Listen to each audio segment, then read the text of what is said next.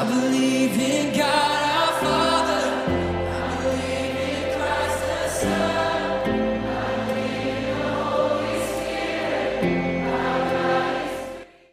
Kekristenan itu pun kelas ada 3. Nanti kita lihat kita ada di Kristen bagian mana.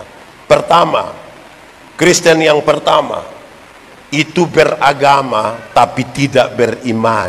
Ada agama tapi tidak beriman. Ini penting. Kenapa? Ini Indonesia sekali. Ini NTT sekali. Kenapa? Di luar negeri agama tidak masuk dalam struktur berbangsa bernegara. Di Indonesia agama jadi bagian dalam ini negara. Mau jadi PNS, ASN harus ada agama kok tidak? Mau jadi polisi agama kok tidak? Mau jadi pendeta harus ada agama kok tidak? Mau jadi anggota dewan harus ada agama kok tidak? Akhirnya semua orang menjadi beragama tapi belum tentu beriman, belum tentu. Apalagi kalau kita bicara tentang kekristenan di NTT, yang bawa itu siapa? Yang bawa penjajah. Pendekatannya feodal, paternalistik. Datang berdiri di sini siram saja. Siapa kena Kristen? Menjadi beragama semua kan? Beriman belum tentu. Sama juga yang kita pu anak dong. Kamu katekisasi kok tidak? Berapa lama? 1 tahun ikut semua? Atau mama bantu telepon pendeta kok izin?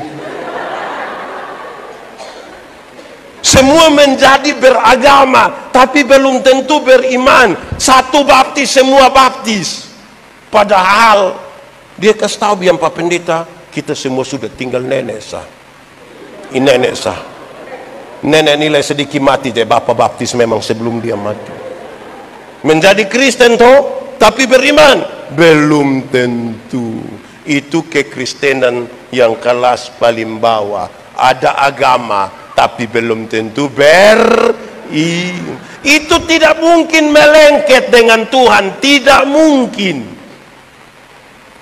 Kedua, bertobat tapi tidak berbuah. Itu kelas 2. Sudah bertobat tapi tidak. Orang yang bertobat tapi tidak berbuah itu di mana-mana dia hanya omong. Waktu tahun 1970 pindah pisatu lah dia bangun lagi. Waktu tahun 1970 pindah pisatu lah dia bangun lagi. Waktu tahun 1970. Satu saat dia baru mau bangun, orang bilang 1970 subah. Betul. Di sini juga ada yang bersaksi hanya tentang masa lalu. Ada 1970. Saya mau tanya saudara, Tuhan bekerja di 2018 kok tidak? Di 2018 Tuhan bekerja kok tidak? 2019, 20, 21, 22. Nah kenapa 1970 terus, 1970 terus? Jadi kita hanya melihat di masa lalu. Dia tidak ada masa depan. Dia sedikit-sedikit hanya masa lalu. Akhirnya itu jadi buat dia makam puji. Itu sulit melekat dengan Tuhan. Gampang terpisahkan. Kesaksian sudah jadi untuk urusan kesombongan diri. Yang ketiga itu kelas paling tinggi. Yang ketiga itu adalah berbuah. Yang ketiga itu apa? Berbuah. Dalam hal inilah Bapakku dipermuliakan, yaitu jika kamu berbuah dan buahmu tetap. Kalau Tuhan dipermuliakan itu kita mesti Sekarang saya bertanya pada saudara, tolong jawab. Berbuah bagi Tuhan gampang kok susah? Berbuah bagi Tuhan gampang kok susah? Susah kok gampang? Gampang kok susah? Kok susah-susah gampang? Itu tidak ada jawaban. Berbuah bagi Tuhan itu gampang. Titik. Kenapa gampang? Karena ranting yang melekat pada pohonnya, buah keluar dengan sendirinya tanpa disuruh. Di sini ada orang yang bisa perintah ranting berbuah. Cukup melekat kepada pohon, buah keluar dengan sendirinya. Yesus pokok dan tinggallah di dalam.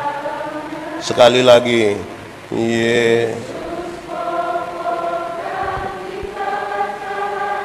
apa? Sekali lagi, Yesus pokok dan tinggallah di dalam. Pasti apa? Apa? Apa? Melekat kepada Tuhan, buah keluar dengan sendirinya. Banyak orang Kristen tidak melekat kepada Tuhan, tapi rindu berbuah. Akhirnya dia pembuah ada, tapi buah plastik. Pernah lihat pisang plastik? Biasa makan. Hanya pakai foto toh. Iya. Jadi kalau mau berbuah, melengket kepada Tuhan, melekat kepada pohonnya, buah keluar dengan sendirinya tanpa disuruh. Dari kecil itu lagu sudah ada. Tapi berapa orang mau untuk melekat kepada Tuhan? Itu kan persoalan kita sebagai orang-orang percaya. Susah sekali. Yang sekolah tahu, yang cari makan di kayak ada pohon ini, yang cari makan di pohon itu apa? Akar. Terus akar kirim pi mana? Daun. Di daun ada proses apa? Foto. Ya. Terus dia kirim ke mana? Ranting. Ranting berbuah tanpa disuruh. Mau supaya Tuhan Allah dimuliakan, berbuah. Saudara akan berdoa, Tuhan biarlah kemuliaan Tuhan terjadi di sini. Berhenti berdoa begitu. Melengket kepada Tuhan, melekat kepada Tuhan, buah keluar. Kalau mau supaya Indonesia penuh kemuliaan Tuhan, berbuahlah begitu. Kalau mau Kota Kupang penuh kemuliaan bagi nama Tuhan, berbuah bagi Tuhan. Kalau mau rumah tanggamu ada kemuliaan bagi nama Tuhan, berbuah bagi Tuhan. Begitu. Baru kita bisa memahami ini, tidak terpisahkan dari kasih Kristus. Kasih Kristus terlalu luar biasa. Saudara, beberapa minggu yang lalu pemberitaan di Gemit ini kan bicara tentang apa ya? Tentang penderitaan. Penderitaan yang berlapis-lapis. Saya mau tanya saudara, saudara pernah menderita? Pernah? Tidak usah omong, saya lihat ini muka menderita semua. Kalau kita menderita, ya saya mau tanya, ini ibu-ibu, kan ibu-ibu banyak nih, saya tanya. Ibu-ibu pernah rasa sakit melahirkan? Pernah? Sakit kok tidak? Terlalu sakit. Terlalu sakit. Beta sudah rasa mau tahu sakit. Waktu ibu dong sakit melahirkan, itu kan suami hanya di luar kau bilang, Yesus tolong. Tapi bilang tidak pan. Tidak pan. Su bilang Yesus tolong lagi, dia bayangkan tertauin anak muka ke siapa. Paling-paling aja. Tidak pak.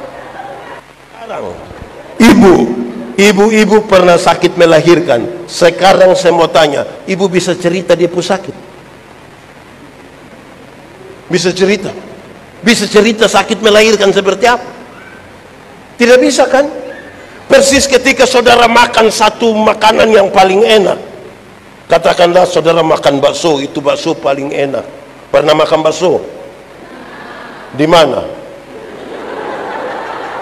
Terus saudara itu bakso, merasa itu bakso paling enak. Terus sekarang saudara bisa cerita enaknya itu bakso, bisa? Bisa cerita? Saudara tidak bisa akan menceritakan itu penderitaan. Saudara tidak akan bisa menceritakan itu enak. Selain kalau saudara merasakan langsung. Selain dari merasakan langsung. Kalau tidak, saudara tidak bisa bercerita apa-apa. Semua itu hanya omong saja, kecuali kita rasakan. Jadi kalau kita bicara tentang kasih Kristus, saudara harus menyiapkan diri masuk betul-betul dalam penderitaan Kristus. Baru bisa mengatakan, saya tidak dapat dipisahkan dari kasih Kristus. Tidak. I believe in God our Father. I believe in Christ the Son.